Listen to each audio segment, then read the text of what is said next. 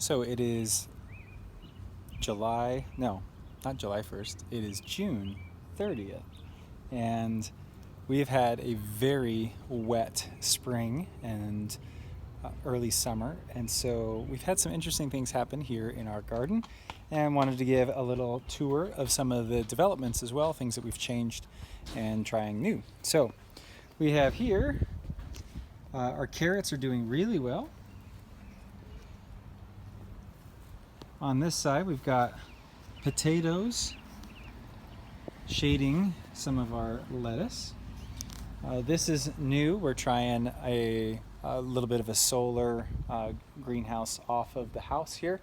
I haven't found a way to do my plastic that's just kind of a half cover that I like yet, so we're still messing with some of those ideas. But coming this way, we're trying this guy here. So we've got our sunflower growing, and we just have some baby peas. Where'd they go? There we go. Little pea. And that guy's gonna be the support for our pea plants. On this, we've got some broccolis, a bunch of beets that need to be thinned, but they're doing just really, really well. The weeds, you can see, are doing very well as my wife is clearing them out.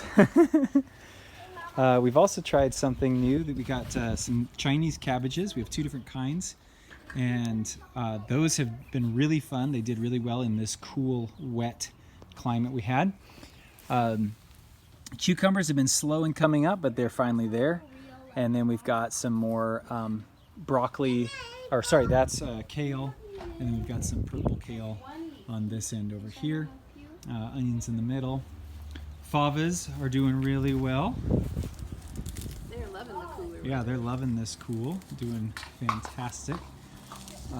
Our crazy tangle of onions, and then our green beans, they're going to be growing up these racks. They're doing pretty good too. So excited to see some more. But one of the interesting and disappointing things was all of the squash seeds that we sown have rotted in the ground. We suspect because we had cool, wet weather, they all died. So we got to decide if we're going to do transplants instead.